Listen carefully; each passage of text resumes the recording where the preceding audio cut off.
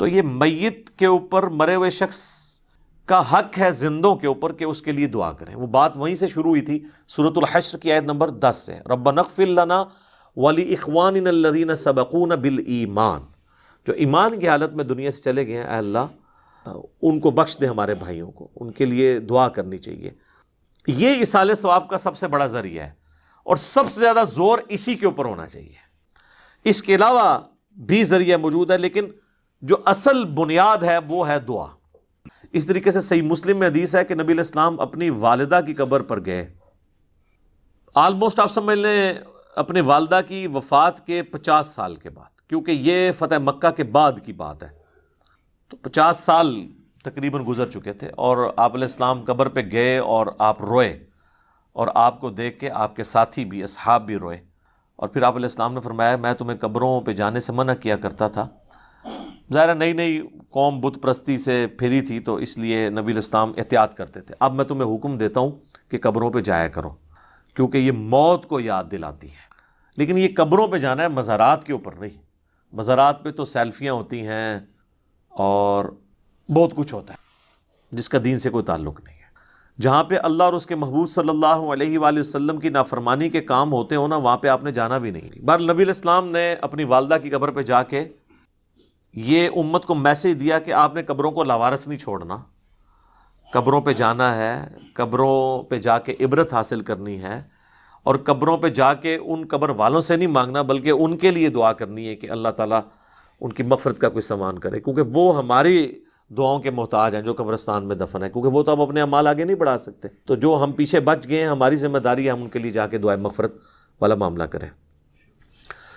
اچھا، اسی طریقے سے صحیح بخاری اور صحیح مسلم دونوں میں حدیث ہے کہ نبی علیہ السلام کو ایک صحابی کی وفات کی خبر ملی، تو نبی علیہ السلام نے دونوں ہاتھ یوں بلند کر کے، حتیٰ کہ صحابہ کہتے ہیں ہم نے آپ کے بغلوں کی سفیدی بھی دیکھی، کیونکہ آپ کا اکثر لباس تہمد اور اوپر چادر ہوتی تھی۔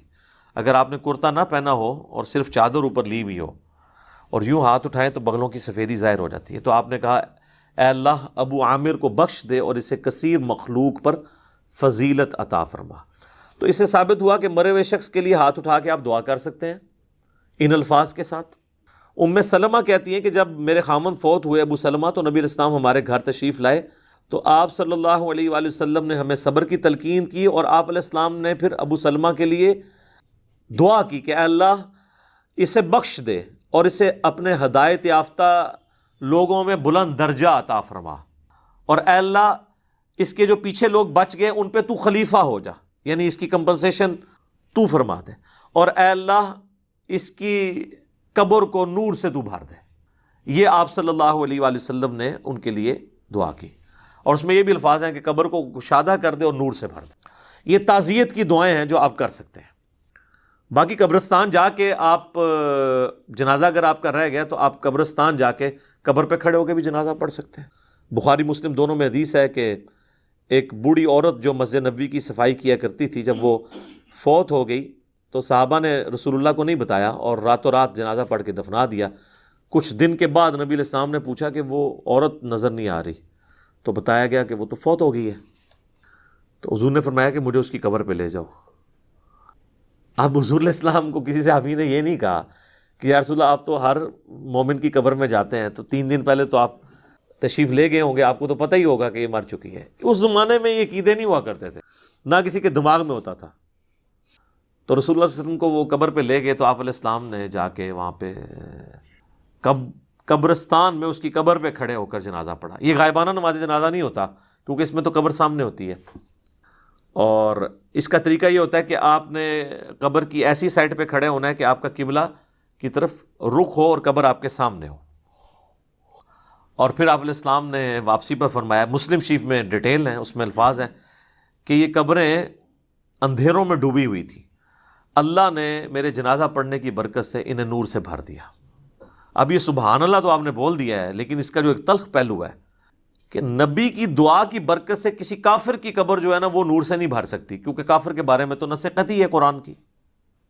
وہ تو سورہ توبہ میں آپ 70 دفعہ بھی دعا کریں ہم نہیں قبول کریں گے، منافقین کے لیے، کافروں کے لیے۔ تو یہ مسلمانوں کی قبریں تھیں نمبر 1، اور مسلمان ظاہر بریلوی دیوبندی اہل حدیث نہیں، اس زمانے کے مسلمان۔ میں صحابہ نہیں کہتا، ورنہ آپ کہیں گے گستاخی ہو گئی ہے.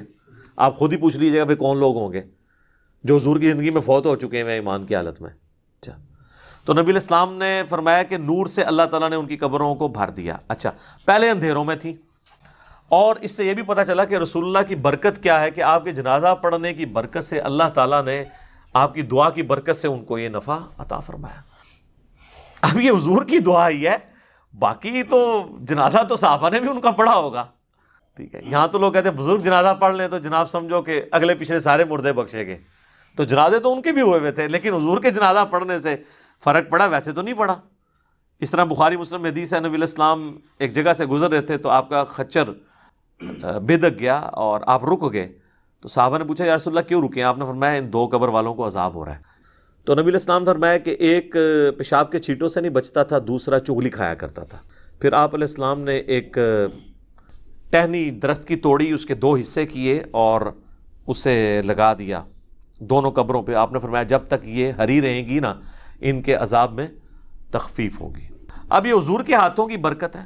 لوگوں نے پھر آگے ضرب تقسیمیں لگا دیں کہ جی وہ ٹہنیاں جو ہے اللہ کا ذکر کریں گی اور ذکر کرنے کی برکت سے یہ ہوگا. اور سر ٹہنیاں لگانے سے کیا ہونا ہے؟ وہ رسول اللہ کے مبارک ہاتھوں کی برکت تھی. اور اسی کو پھر ایکسٹراپولیٹ کیا نا انہوں نے قبروں پہ جو پھول ڈالتے ہیں. تو پھر آپ پھول نہ ڈالیں، جو نبی علیہ السلام نے کیا وہی کام کریں. آپ ضرور ٹہنی لگائیں، اور یہاں پہ لوگ لگا بھی دیتے ہیں دفناتے وقت سرانی سائڈ کے اوپر. تو آپ سنت کے اوپر، اسی سنت کے اوپر عمل کریں. تو آپ نے فرمایا ایک پیشاب کے چھینٹوں سے نہیں بچتا تھا اور ایک چغلی کھایا کرتا تھا. بظاہر ایک دیکھنے میں معمولی سے گناہ ہے، لیکن ان کا عذاب یہ یعنی ان کو دیکھنا پڑا. تو نبی صلی اللہ علیہ وآلہ وسلم کے اس عمل کی برکت سے ان تک یہ نفع پہنچا. تو یہ تو حضور کی برکات ہے. بعض لوگ تو نبی صلی اللہ علیہ وآلہ وسلم نے دعا کے حوالے سے جو چیزیں تعلیم فرمائی ہیں میں نے کوشش کی ہے کہ آپ تک پہنچیں. کہ آپ نے دعا کرنی ہے جب کوئی شخص مر جاتا ہے، اس کے لیے دعا کرنی ہے جنازے کی شکل میں، پھر قبرستان میں جا کے دعا کرنی ہے اس کی قبر پہ کھڑے ہو کے، اس کے بعد قبر پہ بیٹھے رہنا ہے اتنی دیر، 2-2.5 گھنٹے جتنی دیر اونٹ نہر کر کے اس کا گوشت تقسیم کیا جاتا ہے، چند لوگ بیٹھ جائیں. اس کے بعد بھی وقتاً فوقتاً جب قبرستان جانا ہے اس کے لیے دعا کرنی ہے، اور قبرستان نہ بھی جائیں اپنی نمازوں کے اندر آپ نے دعا کرنی ہے اس کے. تو کئی ایک دعائیں ہیں، آپ یہ دعا تو ضرور کریں اپنے نماز کے تشہد میں. بخاری مسلم میں حدیث ہے جب تم تشہد پڑھ چکو، دروشی پڑھ چکو، تو جو چاہو اپنے رب سے مانگو. تو کم از کم اپنے ماں باپ کے لیے دعا مانگیں، رب ارحمہما کما ربیانی صغیرا، اے رب ان دونوں پر رحم فرما جس طرح انہوں نے بچپن میں مجھے پالا تھا. رب اجعلنی مقیم الصلاۃ ومن ذریتی ربنا وتقبل دعاء ربنا اغفر لی ولوالدی وللمؤمنین یوم یقوم الحساب. اللہم ربنا آتنا فی الدنیا حسنۃ وفی الآخرۃ حسنۃ وقنا عذاب النار. اللہم انی اعوذ بک من عذاب جہنم ومن عذاب القبر ومن فتنۃ المحیا والممات ومن شر فتنۃ المسیح الدجال. آمین. یہ ساری دعائیں جتنی بھی آپ کو دعائیں یاد ہیں وہ آپ پڑھیں.